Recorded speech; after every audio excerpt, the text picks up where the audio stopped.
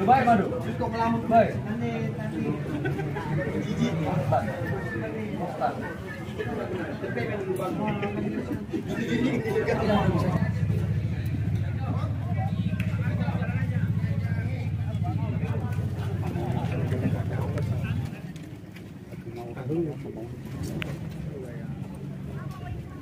Agak susah masa.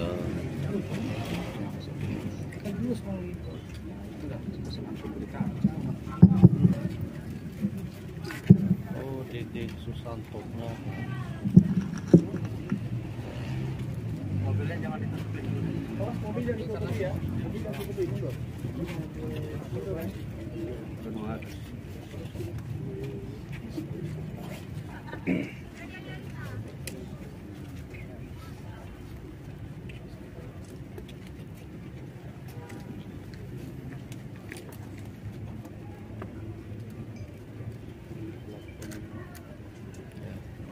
Awas, udah, ya. Pintunya dibuka aja boleh. Baik. Selamat siang untuk kita semua. Yahoo. Siang hari ini rekan-rekan media, Bapak Ibu semua, rekan-rekan saya dari Polres Nias Selatan, sebelumnya kami minta maaf atas keterlambatan pelaksanaan rilis, namun tidak mengurangi apa yang akan kami sampaikan. Siang hari ini, hari Jumat, bertepatan dengan Hari Sumpah Pemuda, tanggal 28 Oktober 2022, Polres Nias Selatan melaksanakan rilis pengungkapan kasus pembunuhan atau yang kita kenal penemuan jenazah Mr. X. Ini merupakan keberhasilan yang baik untuk Polres Nias Selatan, untuk Polri pada khususnya, karena kita berhasil mengungkap hanya dalam waktu 4 hari. Kita tepuk tangan dulu untuk kita semua, ya. Ini tidak lepas dari peran serta dari masyarakat semua, masyarakat Kabupaten Nias Selatan dan juga masyarakat Kabupaten Nias, kita semua yang ada di Pulau Nias yang tercinta ini. Pada hari Jumat minggu yang lalu, di tanggal 21 Oktober 2022, sekira pukul 12.20 waktu Indonesia Barat, atas info masyarakat, ditemukan mayat Mr. X di rawa-rawa pinggir Jalan Raya Desa Lagundri, Kecamatan Luhagundre, Maniamolo, Kabupaten Nias Selatan. Saat itu perwira pengawas kita, Pawas, dan juga perwira pengendali, Padal dari Polres Nias Selatan beserta piket fungsi segera menuju TKP dan melaksanakan tindakan pertama di TKP. Dilanjutkan olah TKP, kemudian mengevakuasi jenazah untuk dibawa ke RSUD Gunung Sitoli, karena rumah sakit kita belum memiliki kulkas jenazah. Nah, jadi bisa saya tunjukkan di sini rekan-rekan. Yang bersangkutan itu ada kaitannya dengan orang hilang yang dilaporkan di Polres Nias pada 1 minggu sebelumnya, sama juga hari Jumat. Ya, jadi semuanya Jumat ini rekan-rekan. Hari Jumat tanggal 14 ditemukan, dilaporkan hilang oleh keluarga di Polres Nias. Kemudian tanggal 21 Oktober ditemukan juga hari Jumat jenazah Mr. X, belum diketahui keberadaannya. Nah, kemudian hari Jumat ini kita rilis, ya, jadi semuanya hari Jumat. Setelah itu jenazah masuk ke ambulans dan dibawa ke Rumah Sakit Umum Daerah Nias Selatan. Karena belum memiliki kulkas, harus dibawa ke Rumah Sakit Umum Daerah Gunung Sitoli. Nah, namun karena informasi yang kita dapatkan dari Polres Nias harus dibuktikan terlebih dahulu, ya secara scientific crime investigation ataupun pengungkapan secara ilmiah. Oleh karenanya Kapolres Nias dan juga Kasat Reskrim Polres Nias berkoordinasi dengan kami Kapolres Nias Selatan dan juga Kasat Reskrim Nias Selatan di Mako Polres Nias Selatan. Oleh karenanya rekan-rekan melihat ada mobil ambulans yang ada di lapangan Mako. Nah, itu hanya menunggu sementara untuk dibawa ke Rumah Sakit Umum Daerah Gunung Sitoli untuk dilakukan penitipan jenazah. Kami belum berani merilis saat itu karena harus melalui proses otopsi. Nah, kemudian hari Jumat setelah ditemukan, malamnya berkoordinasi dengan Polres Nias, kami sudah mengundang petugas forensik dari Rumah Sakit Tingkat 2 Bayangkara Medan. Karena ini harus ilmiah. Kita nggak bisa mengatakan Mr. X adalah si Anu, ada si B, si A, si C. Nanti salah kita. Kita laksanakan di hari Minggu. Karena hari Sabtu mereka ada kegiatan, jadi baru bisa dilaksanakan pada hari Minggu oleh 4 orang petugas forensik Rumah Sakit Tingkat 2 Bayangkara Medan di Rumah Sakit Umum Gunung Sitoli. Inilah ininya, dokumentasinya rekan-rekan. Ya, jadi kami belum berani menduga-duga korban tersebut adalah yang diduga ASN atau yang lain-lain. Kita tidak berani berspekulasi, walaupun tanda-tanda awal sudah ada. Kemudian kami berani merilis setelah otopsi pada hari Minggu. Keluarga korban, dalam hal ini keluarga Bapak Ghazali Lahagu, yang boleh saya tambahkan di sini merupakan abang ipar dari Wakil Bupati Nias Utara, ya. Itu sebagai catatan kita bersama. Setelah itu Polres Nias Selatan melaksanakan upaya-upaya penyelidikan dari hari Jumat penemuan jenazah sampai dengan hari Minggu setelah pelaksanaan otopsi. Hari Senin, ya berarti Jumat ketemu ya, Jumat, Minggu, Senin, ya. Hari Senin kita sudah berhasil untuk mengidentifikasi para tersangka. Namun sesuai dengan peraturan, ya kita tidak boleh merilis ke publik apabila masih dalam proses penyelidikan. Nah, jadi saat ini hari Jumat tanggal 28 Oktober 2022 atas izin pimpinan kami melaksanakan rilis dari Polres Nias Selatan bahwa kami berhasil mengungkap kasus ini, ya. Jadi korban dibunuh oleh para pelaku. Ada 3 orang pelaku. Yang pertama inisial D, yang kedua inisial B, yang ketiga inisial H.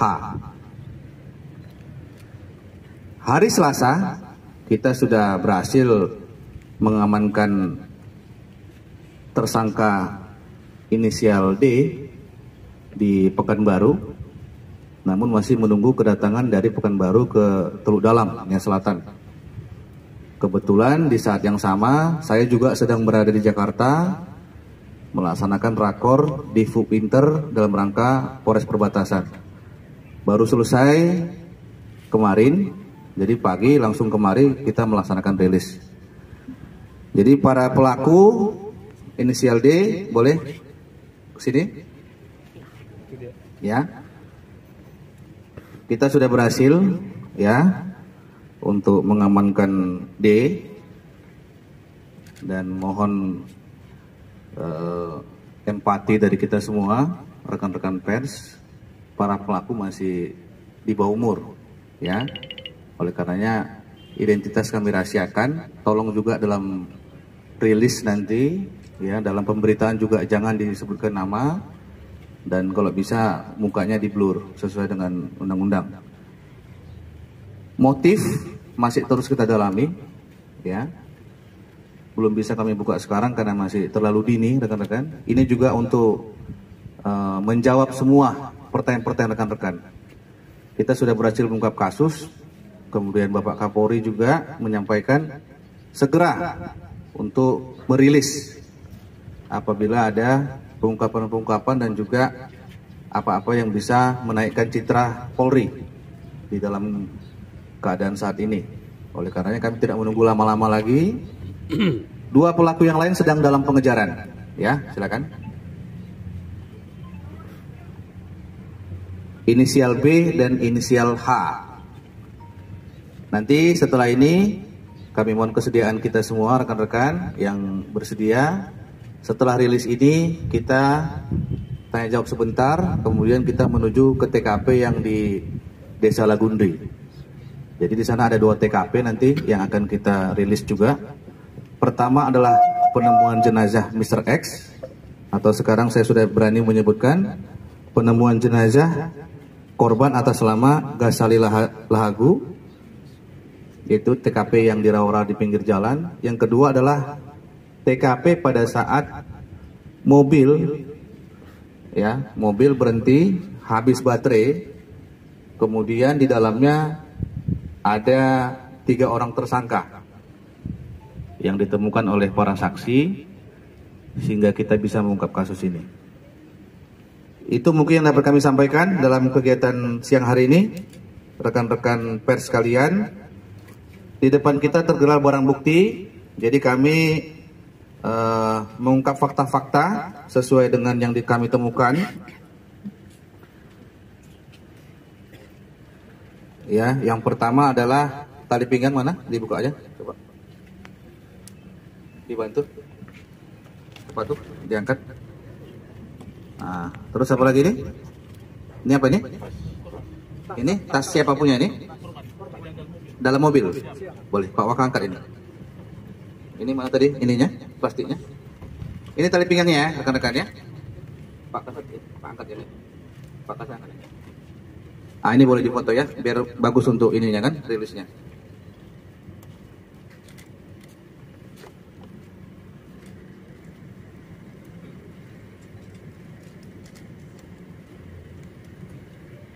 Ya, sudah dapat ya rekan-rekan ya. Artinya kita menetapkan para tersangka sesuai dengan SOP penyidikan, dimulai dari penyelidikan, kemudian gelar perkara, naik sidik, dan juga gelar perkara penetapan tersangka berdasarkan minimal 2 alat bukti. Jadi tidak hanya keterangan satu saksi, tapi sudah melalui proses dan mengungkap fakta-fakta yang ada. Motif sedang kami dalami. Alat yang digunakan demikian dapat saya sampaikan. Terima kasih untuk kita semua.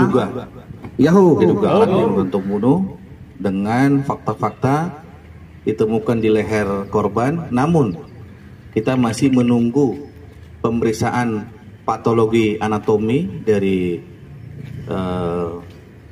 tim forensik Rumah Sakit Tingkat 2 Bayangkara Medan, sehingga mendapatkan keterangan ahli untuk bisa kita jadikan alat bukti lagi. Tapi dari keterangan saksi dan juga bukti yang ada itu. Yang kedua, tersangka atas nama D, ya, kita berhasil amankan di Pekanbaru, Provinsi Riau. Dan yang ketiga, tim yang berangkat ke sana adalah sini Pak David, ya, Pak David, ya, beserta dengan siapa tadi? Ginting, mana Ginting? Ya, Ginting, kemudian si Yufial sama Dede, mana? Yufial, Dede, ya. Terjawab ya, Bang ya? Oke, yang lain silakan. Izin Komandan, soal jenazah Mr. X atau Pak Lahagu sampai tiba di Nia Selatan. Bisa dijelaskan seperti apa kronologisnya sehingga beliau sampai di Nia Selatan. Dan apakah mobil ini mobil pribadi atau mobil dinas? Begitu kira-kira, Komandan. Baik, terima kasih. Ya, dan lokasi kalau bisa lokasi pembunuhan dilakukan pertama itu di mana, Komandan? Siap. Terima kasih. Jadi semua perjalanannya masih kita dalami, ya, akan kita rilis terus nanti secara berkala sampai dengan pencarian 2 DPO yang lain atau daftar pencarian orang, tersangka atas nama B dan tersangka atas nama H. Mobil ditemukan di daerah Idenagaho ya? Di Sebahili. Idenagaho, Sebahili. Sebahili ya, di daerah Polres Nias. Masih didalami apakah ini mobil pribadi atau mobil dinas. Ya, sementara diketahui ada plat dinas di dalam mobil tersebut. Jadi pada saat mobil ini diamankan bukan di Polres Nias Selatan tapi di Polres Nias. Nah, untuk saat ini fakta-fakta yang kita temukan pembunuhan dilakukan di daerah Nias Selatan. Nanti kita ke sana. Terjawab ya, Pak ya. Silakan yang lain. Mobil dinas. Baik, terima kasih Komandan. Izin bertanya, tadi Komandan sampaikan bahwa pelakunya ini di bawah umur. Nah, apa konsekuensi atau dampak hukumnya ketika tersangka ini di bawah umur, Komandan? Lanjut, yang kedua, ini pelaku kan apa, Komandan? Tadi sempat ditanya Pak Jokowi bahwa kejadiannya di Sorake. Nah, karena di Sorake itu ada kejadian TKP pembunuhannya, maka Komandan bagaimana caranya mereka ini melakukan tindakan kriminal ini? Karena ada satu informasi juga bahwa pelaku ini atau jenazah ini keliling dari Nias Utara, Nias, lewat Nias Barat, lewat terus masuk ke Teguh Dalam. Apa informasi itu benar adanya dari keterangan setelah diperiksa oleh penyidik terkait tersangka? Terima kasih, Komandan. Terima kasih Bang. Langsung aja kami jawab. Rilis hari ini sudah berdasarkan fakta-fakta penyelidikan dan juga penyidikan. Jadi tidak ada yang disampaikan bahwa jenazah dibawa berkeliling, dihabisi di daerah Lagundri, kemudian dibuang di TKP yang nanti kita mau ke sana. Kemudian untuk tersangka anak-anak kita sebut namanya ABH ya, anak berhadapan dengan hukum. Tetap dilaksanakan proses pidana ya, karena di situ di peraturannya di Undang-Undang Perlindungan Anak disampaikan bahwa apabila ancaman hukumannya lebih daripada 5 tahun ya, kita melakukan seperti proses pidana biasa, acara biasa. Namun dibedakan kalau misalkan orang dewasa penahanannya mungkin bisa 20 hari, mungkin anak-anak hanya 10 hari, seperti 15 hari. Demikian. Silakan yang lain. Ya. Ini adalah pasal pembunuhan, yaitu pasal 338 KUHP. Sampai saat ini kita belum melihat adanya perencanaan pembunuhan, ya, karena masih terus kita dalami terus masalah motif ini. Yang pasti para tersangka dengan seketika berniat untuk membunuh korban, ya, kecuali memang dari awal sudah ada persiapan terlebih dahulu, tapi ini tidak, ya, mobil berjalan tapi tidak dalam kondisi jenazah ya, kemudian sampai Lagundri ada niat untuk membunuh. Pasal tetap sama 338 KUHP, namun yang dibedakan adalah untuk anak-anak berlaku yang namanya Undang-Undang Perlindungan Terhadap Anak, ya, Undang-Undang Peradilan Anak. Jadi banyak yang harus kita antisipasi dalam hal ini. Silakan yang lain. Ya. Jadi kami tegaskan tidak ada ya penyerahan diri dari bukan korban, saya garis bawahi ya, tapi tersangka. Kita melakukan proses penyelidikan dan juga mengamankan tersangka. Awalnya kita sudah himbau atau minta untuk menyerahkan diri melalui orang tuanya. Nah, namun di saat yang sama juga petugas sudah melakukan pengejaran dan juga penangkapan di Pekanbaru. Ya. Yang kedua, pertanyaan kedua, ya betul, seperti tadi disampaikan, dalam setahun ini banyak peristiwa pembunuhan di Polres Nias Selatan. Terus kami upayakan. Nah, kebetulan kita saat ini mendapatkan rezeki, ya mudah-mudahan untuk kasus-kasus yang lain juga dibukakan Tuhan untuk bisa kita mengungkapnya. Tentunya tidak lepas dari bantuan rekan-rekan semua, kita semua masyarakat Nias Selatan. Itu ya Bang ya. Umur dan tanggal berapa kejadian pembunuhan? Untuk tanggal kejadian pembunuhan ditemukan jenazah itu tanggal 14, sekira hari apa kali ini? 21. Tanggal berapa? Enggak, kan penemuannya tanggal 21 hari Jumat. Bukan hari apa?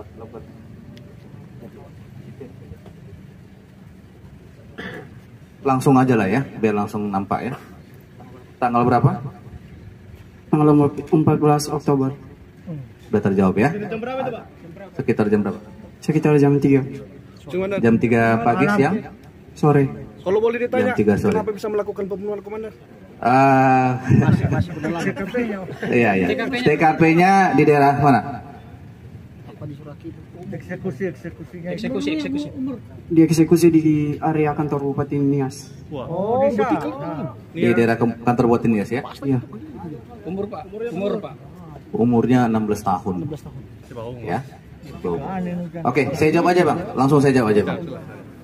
Motifnya kita dalami, ya. Namun saat ini kami sangat berempati dengan keluarga korban, ya Bapak Ghazali Lahagu. Nah, namun niat membunuh itu langsung ada, sehingga kami sampaikan bahwa belum ada perencanaan sejauh ini yang kami lihat ya. Tapi kalau nanti ada dalam fakta-fakta akan kami sampaikan. Cukup ya? Cukup. Terima kasih. Karena kita mau ke TKP lagi.